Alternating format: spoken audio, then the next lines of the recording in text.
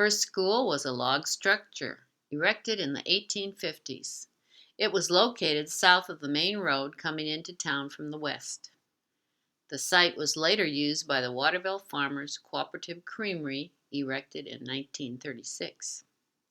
These three girls in vintage garb most likely attended the second school, built in 1886. It was on the east side of the road going north through town up the very steep hill. Presently, it is the home of Marlis Laren. Here is a teacher of the 1890s.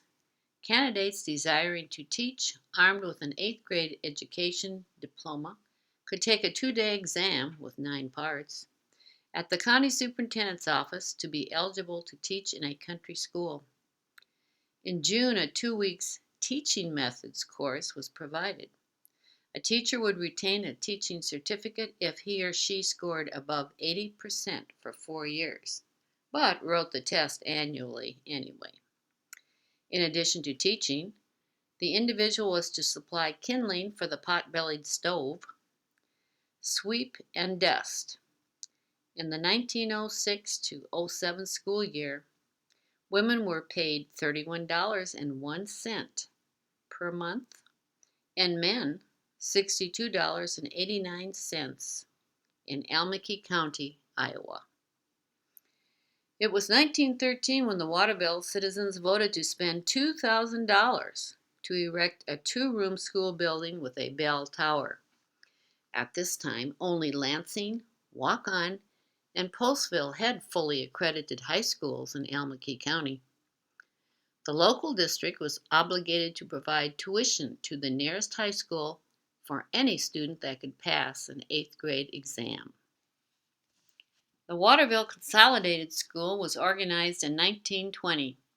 6 rural school districts were closed, causing the children to be bused into town rather than walking several miles to a neighboring country school.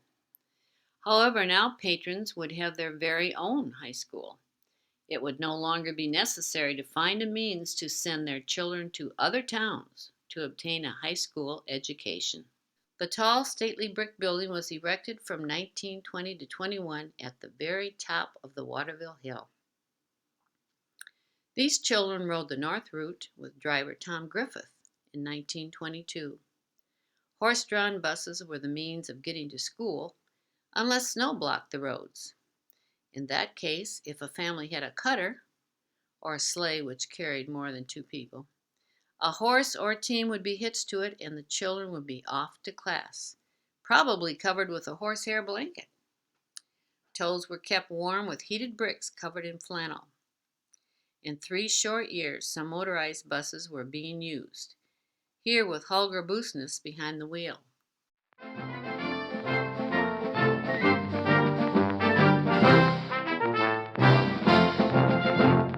Music was an important part of the extracurricular activities. The band gathered outside the main east door in this photo. Elf Odegaard, 32 grad, recalls that the band was directed by C.W. Phillips, who came to Waterville part-time.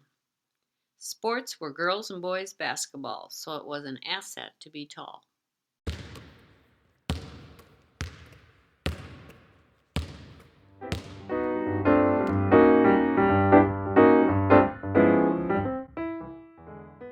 Drought and depression of the 30s followed the October 1st, 1929 stock market crash.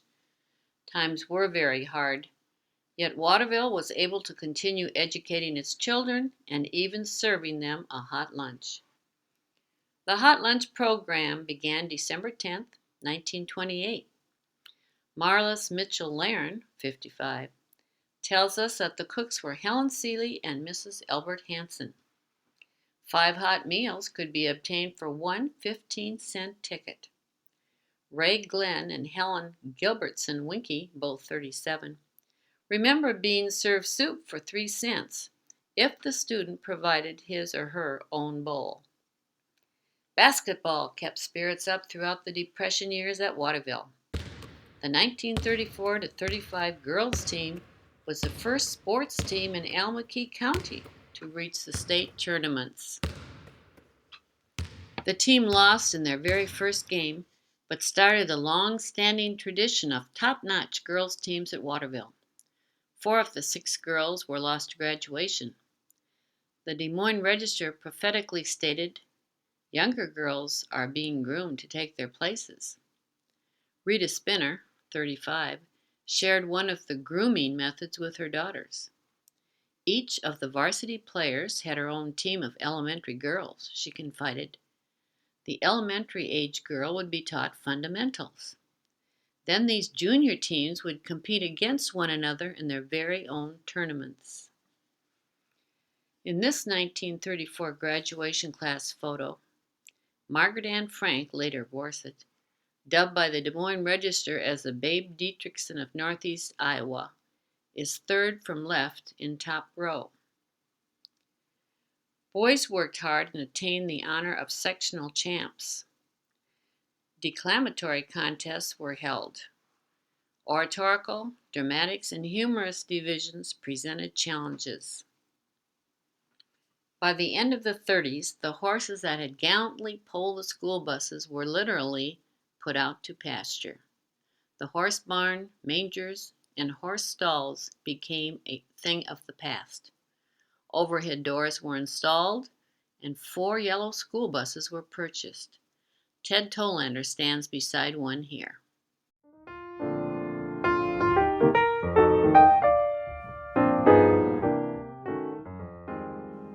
September 1st, 1939, Hitler's Blitzkrieg marched into Poland. Waterville was able to keep minds off world affairs with the 1940 girls basketball team again winning the right to go to state. In the first game, Dorothy Grana, 41, front row left, led her team to win 34-31. Progressing up to the finals, they finished their season as runners-up at the final state tournament contest. Classes continued at Waterville High School, with 24 students graduating in May. In October of 1940, FDR signed into law the first peacetime selective service draft in U.S. history. In the winter of 1941-42 school year, these 12 boys enjoyed being on the basketball team. Once Japan bombed Pearl Harbor on December 7th, their minds were directed more to their country entering the World War. Les Seeley, 36, Walter Grangard, 40, Verdun, 39, and his brother Truman Ellison joined the Navy men, while Roy Peterson was in the Army. The 1946-47 Torch School Annual indicates normalcy once again. Harold Deal returned from military service to complete his senior year and graduate with the class of 1947. Commercial subjects, bookkeeping, shorthand, and typing, were popular, since a graduate armed with these subjects was equipped to enter the world of business following high school graduation. Dorothy Grunner, 41, was now on the faculty and coached another Waterville girls basketball team through the second game of the 1948 state basketball tournament. In 1962, Dorothy would be inducted into the Iowa Girls Basketball Hall of Fame. As the door to the 40s closed, the future opened for these Waterville High School graduates. The 49-50 student council and yearbook staff held steady at the helm.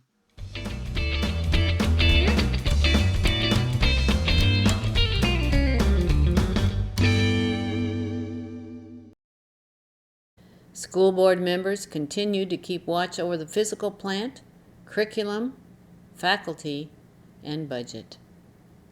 The 1950-51 class dedicated their annual to Waterville businessman Gabe Peterson, here wearing the leather sweater presented to him at the 1949 awards banquet.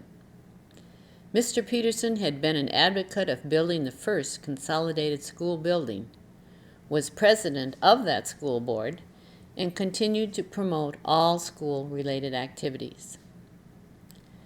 The addition to the original brick school building opened in the fall of 1952. It is displayed by this architectural drawing. Included were a gymnasium, boys and girls locker rooms, shop for industrial arts, a kitchen-lunchroom combination, and 4 classrooms. Cooks Mabel Grangard and Fern Johnson enjoyed their new kitchen-lunchroom facilities. Ruby and Vic Hulverson had more square footage to manage, and the bus drivers maintained their transport of the rural students. March 12, 1953, the high school vocalists and 8th grade boys, exhibiting their tenor voices, presented the Gilbert and Sullivan operetta HMS Pinafore. It was under the direction of music instructor Francis Pellimaner. The spectacle of a schooner replica spread from one side of the new stage to the other. Main roles were portrayed by Alan Hagen, JoAnn Palmer, Bernice Kropfel, and Tom Slattery. Music opportunities for the marching band were the Northeast Iowa Band Jubilee held annually in Waterloo and the Villa Louie Days at Perdishing, Wisconsin. The snappy baton twirlers in their white satin uniforms owed mothers quite a tribute. It was they who mastered the sewing feat presented by those tall, tubular hats. Iowa State large and small group contests, the Dorian Festival, band and vocal, at Luther College, and local concerts throughout the year provided other performance opportunities. Homecoming celebrations were held in the gymnasium in January. Elementary and high school classes competed for the honor of Best Float. Homecoming royalty were selected by the student body. The baseball team of 54-55 had a good fall season. Outstanding batting averages were achieved by Dave Lau, batting .433, Dick Boardman, .419, Don Slattery, .394, and Jim Corrigan, .360. During the 1955-56 year, Donald Yohe was the returning coach for the boys' basketball team. Here are seated members at the boys' athletic banquet of that year.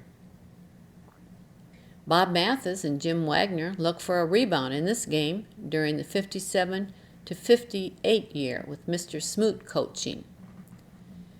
In the 1957-58 Elmkey County girls basketball tournament, the Tigers were matched against their old nemesis, Lansing. As the walk-on standard warned, Lansing has taken 2 regularly scheduled games from the Waterville girls, but both have been close. Waterville is always tough in county tournament play. The cheerleaders urged their team to a victory, and the Tigers won that game 38-16. Ellen Slattery led the winners with 22 points. After winning the county tournament for 27 years in a row, the Waterville Tigers had their last hurrah as the county tournament was dropped. The writing was on the wall, as seen on this reorganization of Elmkey County Schools map of January 1958. Harpers Ferry High School closed with many students enrolling at Waterville that fall. These students enriched the school environment, whether in class or extracurricular activities. In addition to sports and music, theater activities continued, as shown here with class plays.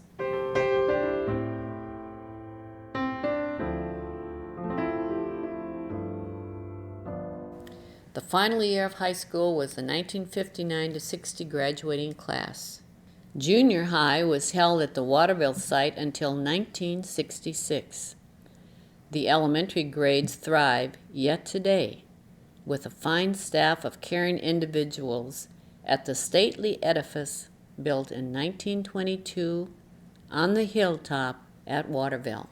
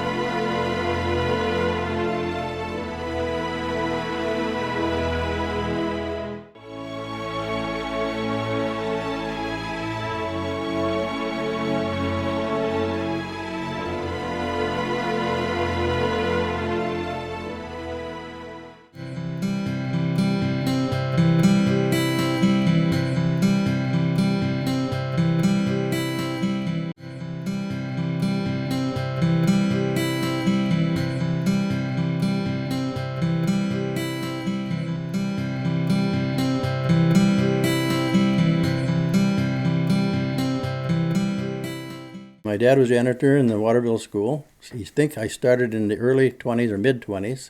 He had polio in about 1926, and took 5 years to recover from that.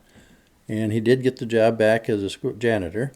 And I don't know exactly the year, but it must have been in the early 30s, might have been 32, 33. He served as janitor until 1946 or 47 in the spring. And Brother Willard and Norman, we probably all grew up in the school, helping the folks, and it was really a family job. My mother would come in the afternoon and sweep the lower levels. Our jobs was to pick up all the waste paper baskets and dump them into a bigger basket in the hallway on all the floors. And then we would clean up the restrooms downstairs. And the interesting thing about having to go in the women's restroom was that we were always told to yell first in there and see if there's anybody in there, because some of the teachers were there after school and some of the students. I only had one encounter and left rather quickly. Our job down below was to pick up all the waste paper the waste paper in the restrooms, and then make sure that there was paper in all of the stalls. And the hand towels were always there, and on occasions we had to mop the floor in the boys' restroom or shower, because the boys practiced basketball after school, and some took showers, and then we had to mop that up. On Friday evenings, we would have to gather up all the erasers from the different rooms, put them in a wastebasket. Saturday morning, we would go back to the school, and we would clean the erasers on a vacuum type machine where you pounded the eraser and rubbed it back and forth, and we had to get all that chalk dust out of there. And then the other job in the wintertime was to carry all of the large clinkers, which were left after the coal was burned in the furnace. And at that time, it was all lump coal. And my brothers and I would carry the coal to my dad, and he would bank the furnace at night. And then on Saturday morning, he would clean it all out, and we had to haul the clinkers up those steps in the boiler room and dump them outside. We would finish our job and then head for home. And they would finish, and they'd probably be home about 5:30.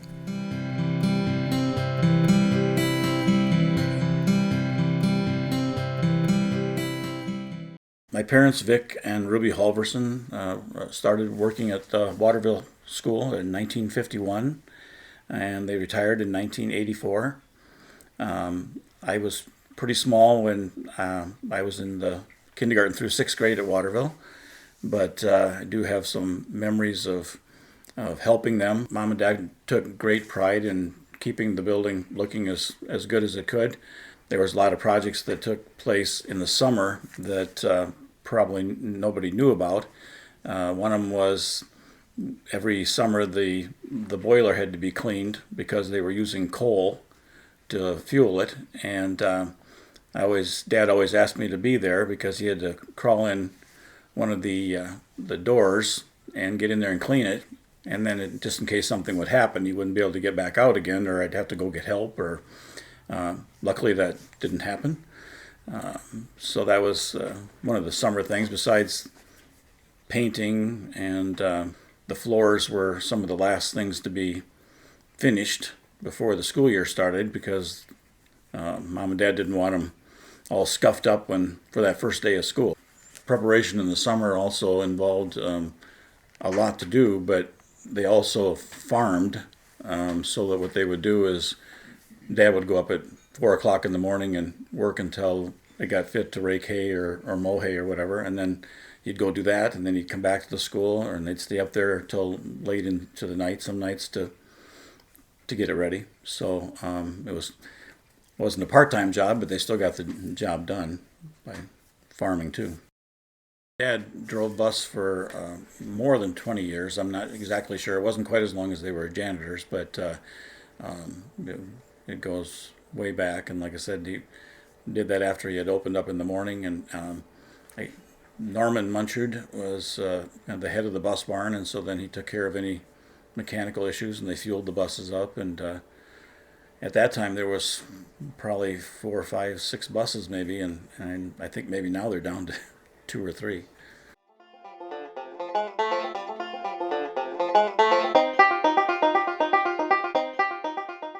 There during the winter, since the roads were not like they are today, they couldn't use trucks very well, so they had to use sleds. So they'd use these farmers' sleds, and they'd put a wooden school bus on top of the sled. Now this wooden school bus was probably about 15 feet long, or maybe a little bit more, and it was all wood. It had some little windows in it, and inside it had a place to sit on each side of the school bus. So the students would be facing each other, and with an aisle down the center from the back to the front. And during the wintertime, of course, it was cold, and these school buses would have charcoal heaters in them for the kids to put their feet on. And of course, the kids that lived the farthest from school, they usually got the heaters, because by the time you got to our place, which we were only a mile from town, there was no heaters left for our radiator, but we didn't really need them anyway. Now, when the weather got nice, then they would transfer these wooden school buses over to trucks, and the trucks were like the old Model T Ford.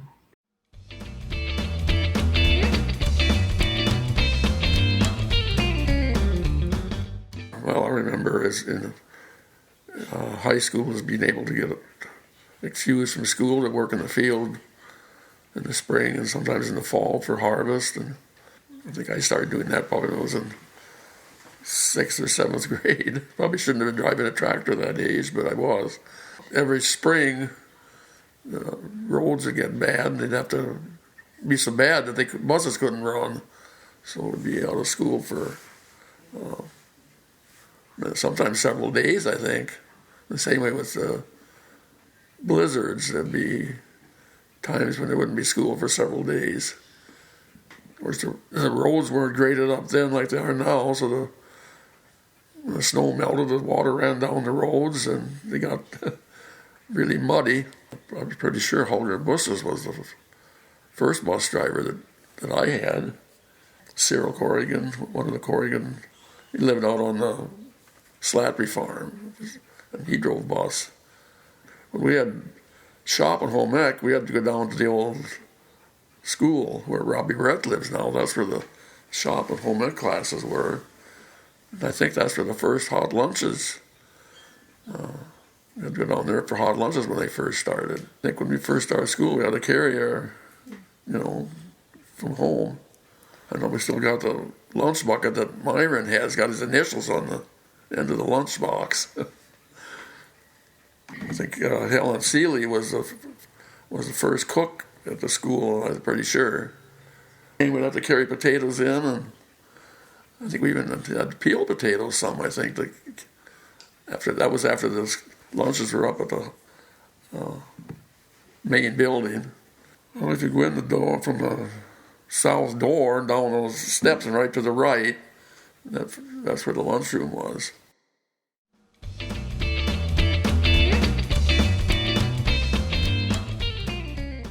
One of my enjoyable memories about the lunch program, when it started, we started down here at the third school where Robbie and Brenda Barrett live now, and the principals lived there on one side, and we had home ec on the other side, and the guys had shop in the basement.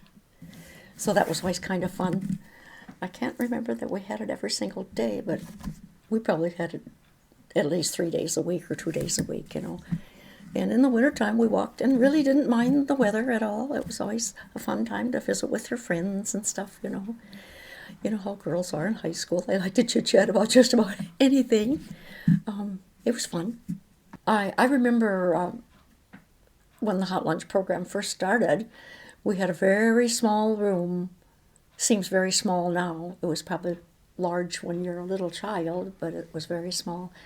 In the I don't know how many kids were enrolled at the time, but it was a lot of students compared to today.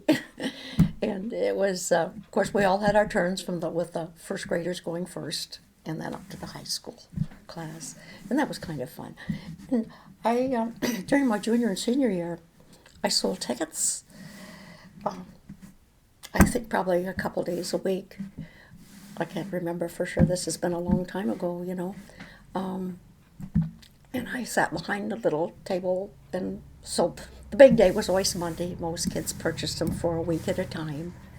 And then at noon, I punched the tickets. You know, they had just little paper tickets with numbers on them, and they were punched. And probably, I don't recall perfectly, but I think I probably had, when my study hall came around, I would prepare the deposit for the bank in Mr. McLeese's office. And then I did other little things at his request. Yeah, at his request. I would tidy up his desk a little bit. You know how men are.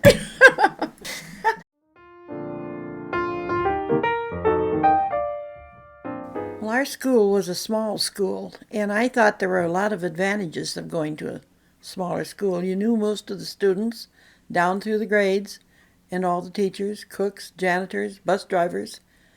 We respected our teachers and the rights of the other students.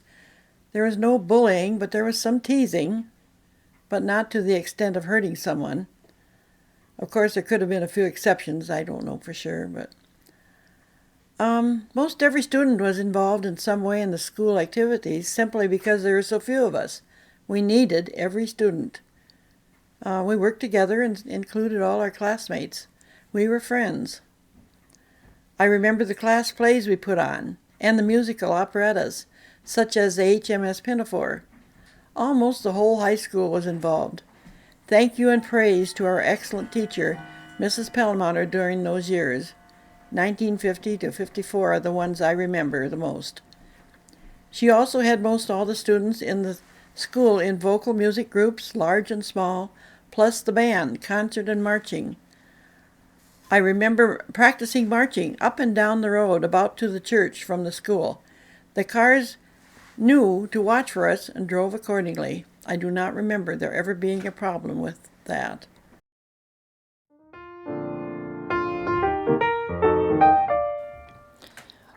I only remember having one bus driver, Odin Montrud, and he was a great person for the job. Careful driver, considerate of the kids' needs.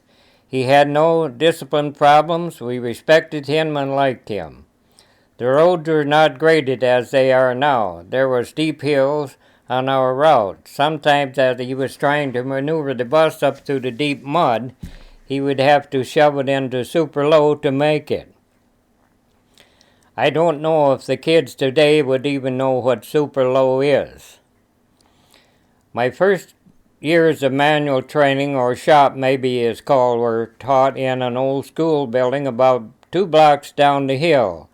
So we walked to that class every day. We didn't really mind doing that. It was a break out in fresh air away from sitting in a room. The best part of this was we had to go by the lunchroom, and being growing hungry boys, we would stop and see if the cooks, Mabel Grangard, Fern Johnson, Helen Seeley, if we couldn't borrow a cookie or two from them. They usually did, and they were especially good cooks, so I enjoyed those treats very much.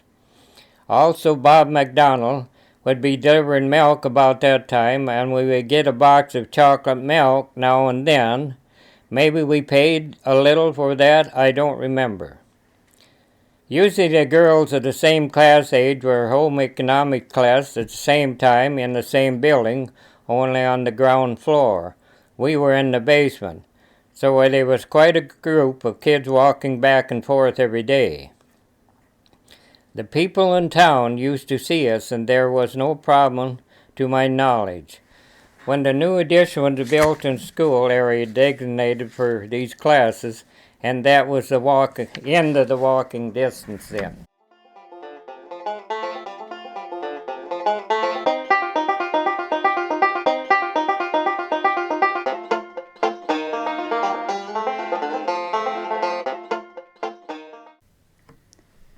My name is Jean Kelly Mathis. I grew up on a farm about 3 miles south of Waterville, and I started first grade. I think I started in 1935 when I was 6, 12 grades there. I remember my first grade teacher, Miss Olga Grangard. She was also my second grade teacher. And my third and fourth grade teacher was Stella Kwame. Miss Grimstead was my fifth grade teacher. And a local girl, Mercedes McGill, was my sixth grade teacher. And then for seventh and eighth grade, I had Mrs. Rear, who was the superintendent's wife. So I remember the eighth grades real well. I played basketball in high school, and we were mediocre. But we won some county sectionals, but we didn't go to the state. Dorothy Grunna was the coach. Joyce, Johnson, Snitker, Kuzi, and Marcella Olson, Hermeyer, and I were 3 that started first grade and graduated together. As far as I know, in between times they'd drop out or move. There were 13 in my class that graduated in 1947. Waterville, the first consolidated school in the state of Iowa, or one of the first. I think it is the first. For a long time, many years after, 20 or more years after that school had been closed, that people were fighting. They didn't want to give up their country schools because they didn't want their kids going to a central school. Big city. Big city.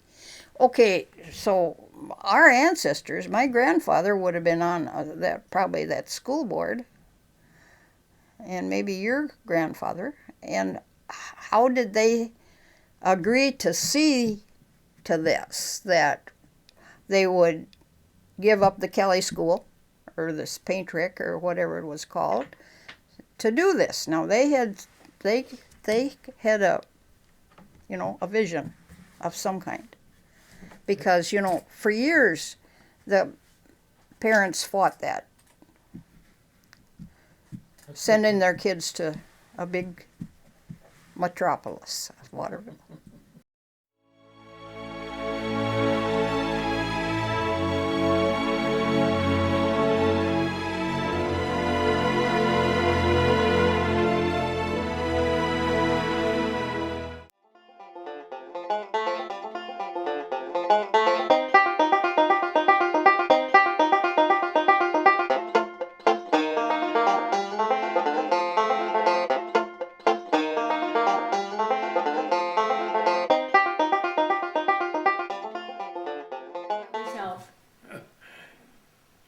We were a family of 5.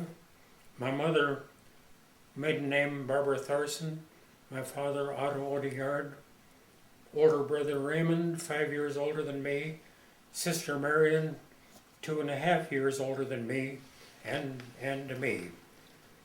We lived on a livestock and grain farm 5 miles north of Waterville, or 1 mile north of the Dalby corner and of the old East Paint Creek Church. We did not have rural electricity, REA at the time, so our light was provided by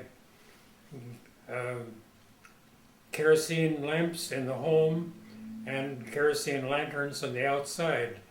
We very carefully tended the lanterns because we were always worried about fire. Water was provided by a 140-foot deep drilled well with the pump powered by a 30-foot tall windmill.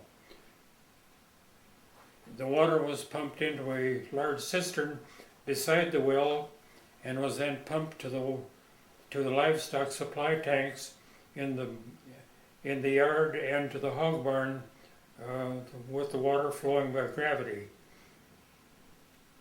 We also had a cistern near the home with rainwater collected from the house, and this water was used for washing purposes.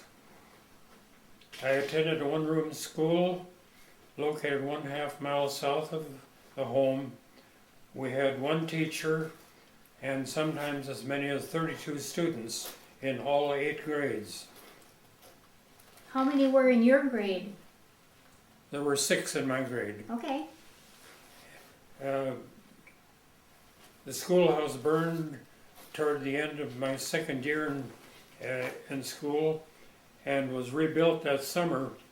When the school resumed, I was promoted by the teacher to 4th grade for whatever reason I do not know. And I graduated from 8th grade 3 months prior to my 12th birthday. So because you got out of school early, what did you do? With the When you were in 8th grade, you said you could Yeah. take exams. yeah, the rule at that time was that people attending the rural schools could take the 8th grade examination in February of the year before they would normally graduate. And if we passed that examination, we didn't have to attend school anymore that year. So I stayed at home and helped Dad put in the crop. And what did you put in? Well, we seeded small grain, oats and barley, and then we planted corn. And then by that time, school was out, and the next operation was, of course, harvesting hay. But tell us about the horses and how many acres you planted. Dad and I planted 70 acres of cropland that spring. We plowed all of the land with a gang plow and 4 horses, which I drove. And Dad had a walking plow with 2 horses, and so we managed to get the crop done on time. A lot of work. He was glad to have you home, I'm sure. Well, Raymond was in school, and so that was the way we were able to do it, and so it worked out very well. Now, should I go Yeah, on? keep going. I attended Waterville High School from 1928 to 1932. Since we lived outside of the Waterville School District, which was formed by only the people in Paint Creek Township, and we lived in Center Township, so we were responsible for our own transportation to school. I don't remember how that was paid, but I think probably our district was billed for some of the costs of our attendance there. And of course, we did not have bus privileges at that time, although that came later. In the first 2 years of my attendance, all 3 of us children rode in our 1917 Model T Ford touring car, and because Raymond was old enough to drive. In the 3rd year, he had dropped out of school, but Marion, he drove Marion and me to school in the days when driving was right. In very bad weather, we rented a little apartment above Clarence Hagen's grocery store in downtown Waterville. And Marion would cook our meals, and we would bring food from home or buy groceries at the store downtown below us, which was handy, but money was always a problem, and that was the big problem. How about when you drove? How did you get to school with the horses? In my 3rd year, when Raymond drove us to school on good days, that in the car, that was fine. On the bad days, we drove a team of horses hooked to a little one-seated sleigh called a cutter, and we rented a barn behind Sandra Jacobson's house in downtown Waterville, where we stabled the horses during the day while we were in school. That was a time when the roads weren't always plowed properly, and so if there was snow and the roads were not plowed, the car couldn't get through, and that's why we used a team of horses. And our team was a pair of small Broncos who were quite small but quite fast, because on one very cold day we made the 5-mile trip in 20 minutes. That's pretty good timing. In my 4th year, after Marion had graduated and Raymond was no longer in school, I walked 2 miles to the home of Elmer Ellefson, who was the bus driver for the north route of the school district, and by that time we had permission to ride the bus, and so I rode the bus to and from school. But you still had to walk 2 miles? Walk 2 miles to Ellefson's house. Good or bad weather? Yeah, oh yeah. Oh my, okay. I don't remember, the folks might have driven me once in a while, but normally we walked, because there were other kids. Oh. The Keir girls who lived just west of us, or just north of us, were also attending at that time, and sometimes they walked with me. Sure. And other times we walked separately, but that was our way to get to school. Right.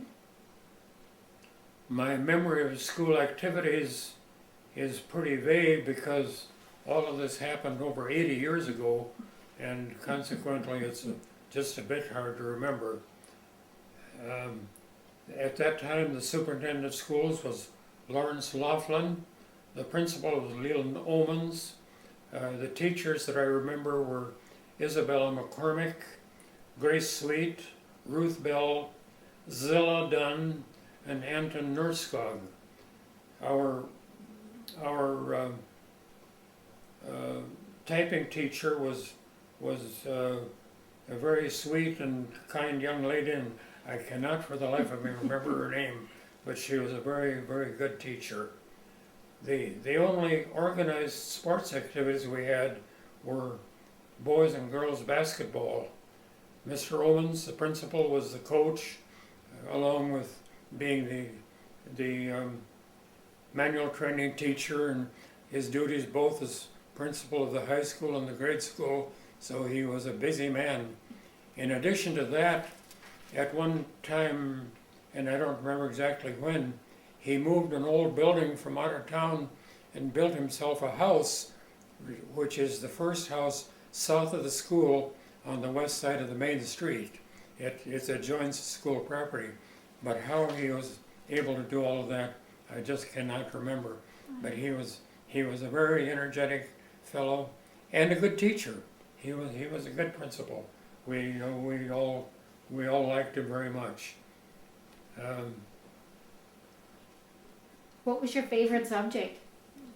My famous subject? Yeah. Mathematics. I liked math. In fact, in thinking back, I should have majored in math when I went to college, but I didn't. And but I liked math and still do. One activity that we had in school that probably was not noticed, we would occasionally have spelling bees, spelling down, and sometimes I did all right and sometimes I didn't, but that was kind of fun, because that is an activity that we could do in school that didn't cost anything. Sure. And tell us about trying out for the basketball team. well, being only 12 years old when I started, and being small for my age, I wasn't able to make the team. But the team consisted, in my senior year, the team were 3 of my classmates, Walter Hagen, Victor Peterson, and Alton Erickson, and let's see, Walter, Victor, and Alton Erickson, and Royce Webbucken also. And there was one junior, our neighbor boy Vinton Huffy was the guard on the other guard. Of the subs, I don't remember their names at all. There were some, but I don't remember their names. But those 5 boys were our first team, and their success was just mediocre. They lost as many games as they won. The girls, however, had a better team, and the girls at that time played split court basketball with 3 guards and 3 forwards, and they never they never crossed the center line. The 3 guards would play in the back court, 3 forwards in the front court, and so it was quite competitive. And the girls at that time had a good team, but never won anything great. But in later years, they went to the state tournament, I think 8 times. Wow. They never won it, but they were close, and close doesn't count. Was it your cousin Marion? Doris? Doris Hansen was one of the players.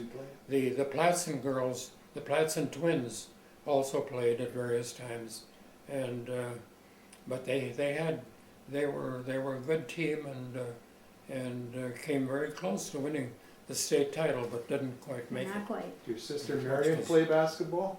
Huh? Sister Marion play basketball? Marion, no, she was so tiny that she was Smaller like, than you. she was like me. She was only about 5 feet tall, and but she was athletic. She helped on the farm.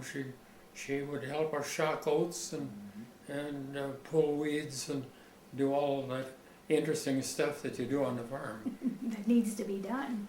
Yeah. Yeah. And anyway, that And then except for the sports, about the only activity was we did perform class plays every year, and I don't remember whether each class had a play each year or whether it was just occasional, but there was a class play performed each year, and when we finally practiced enough, we would have a public showing of it, and parents were invited and paid a huge admission of probably 25 cents apiece for parents and 10 cents for students, and I'm sure preschool kids were free. But probably. money was scarce at the time. That was the depth of the Depression, and things were hard. Dad sold some hogs at one time by ship them to Chicago, and a 225-pound hog would bring a total of $5.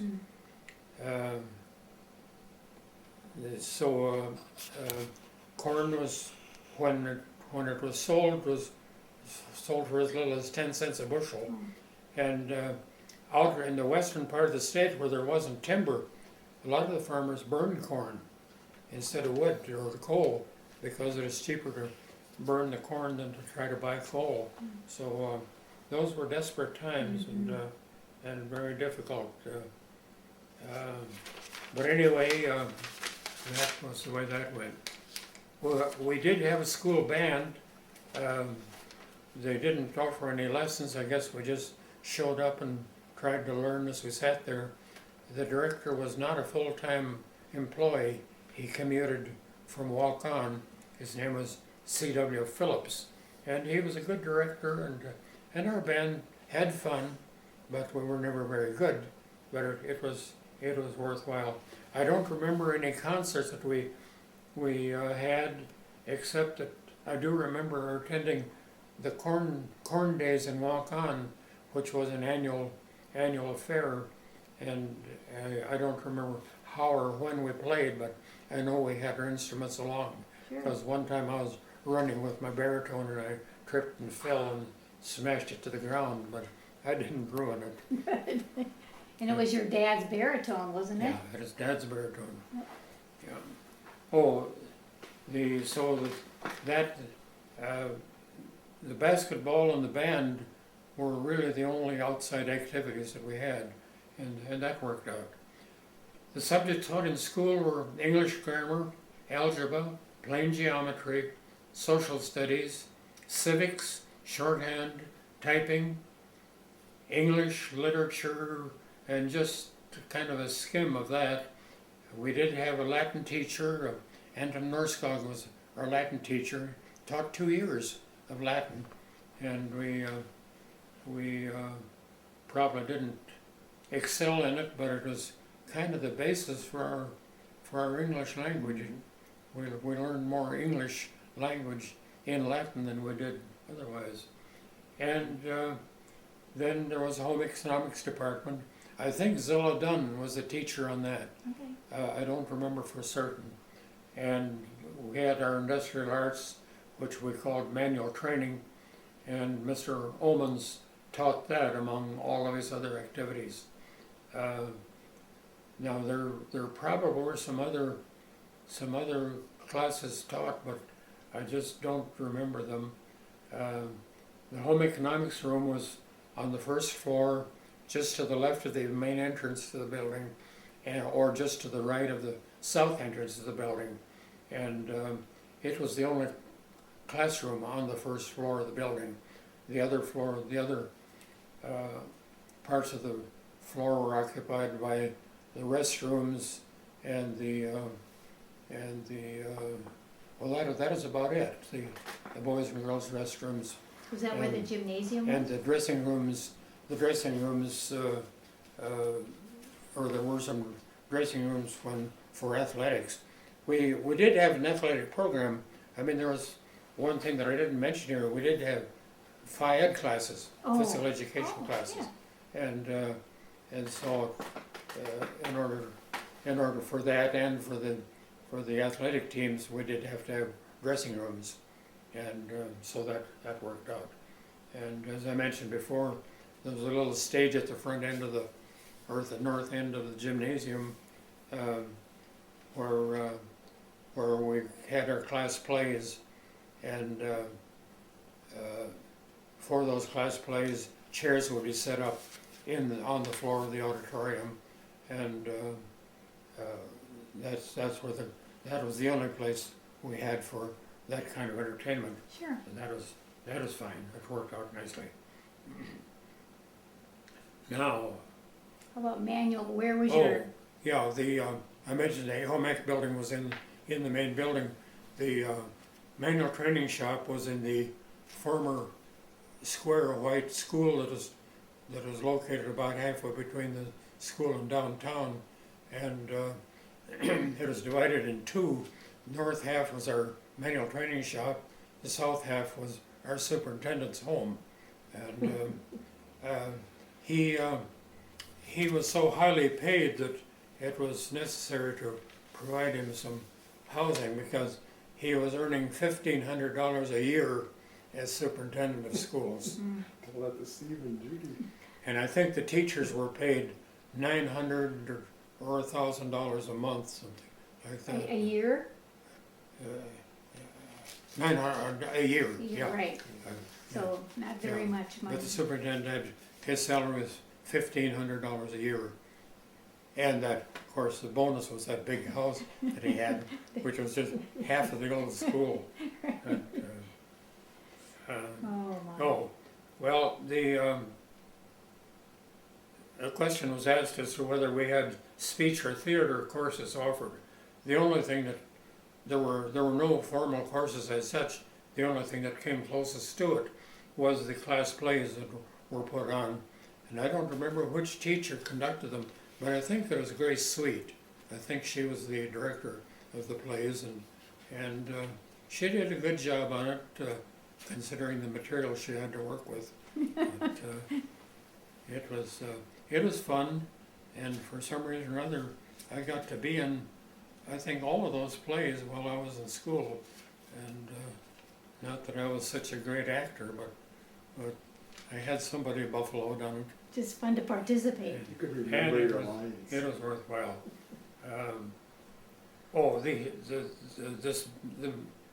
The entire school, except for the manual training shop, was all in one building. There were 3 floors. The top floor was the high school area, where we had our assembly room, classrooms, and the superintendent's office. On the second floor, the grade school was conducted in 4 classrooms with 1st and 2nd, 3rd and 4th, 5th and 6th, and 7th and 8th, each sharing a room. And the principal's office was on that floor at the north end of the hallway. And there may have been another classroom or 2 on that floor, but I don't remember that for certain. But we made do with what we had, and that was the important problem.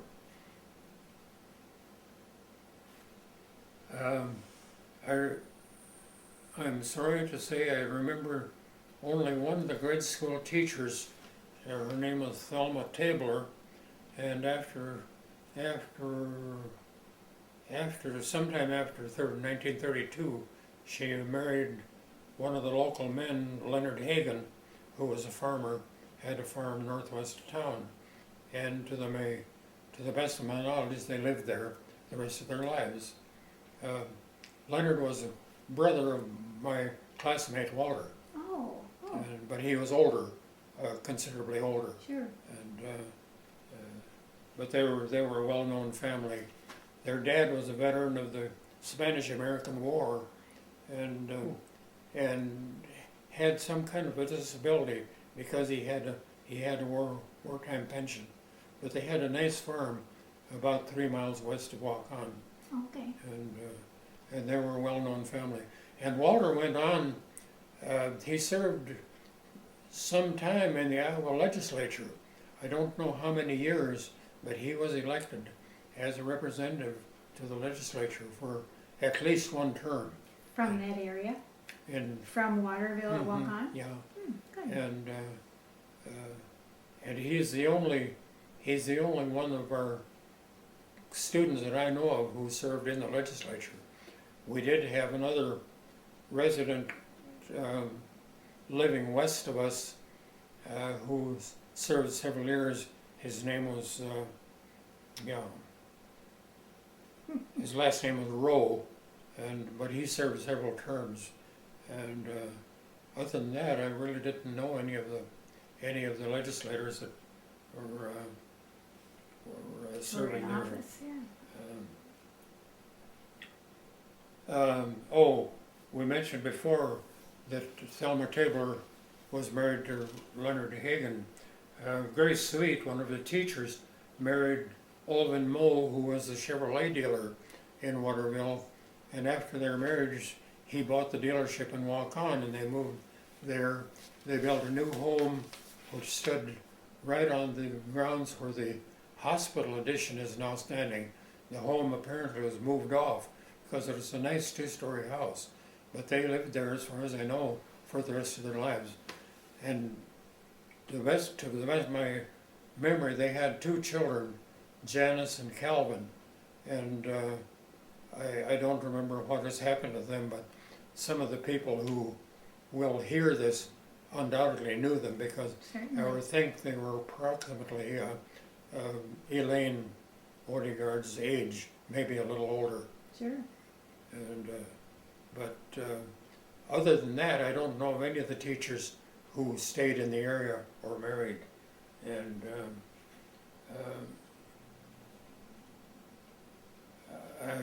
since I moved away from that area in 1942, I'm at a loss to know really what had happened to the various classmates after that time. But in World War II, I joined the Navy, served 5 years on active duty and 21 years in the reserve. After the war, I was released to inactive duty, went back to Iowa State College, now called the university, and got my master's degree in agricultural education.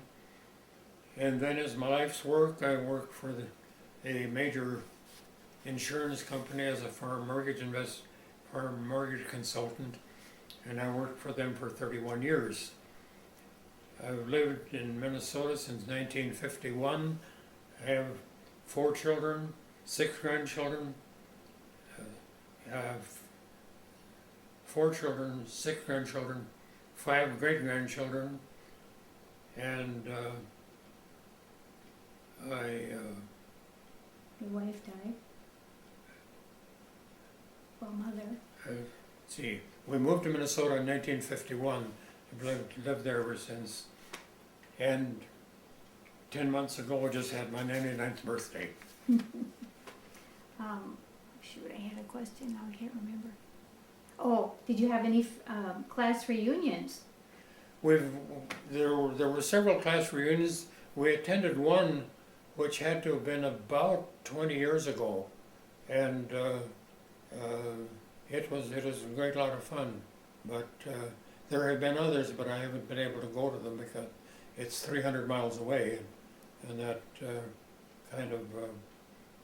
I don't think I mentioned that on here that we live in St. Cloud, which is about 300 miles from Waterville.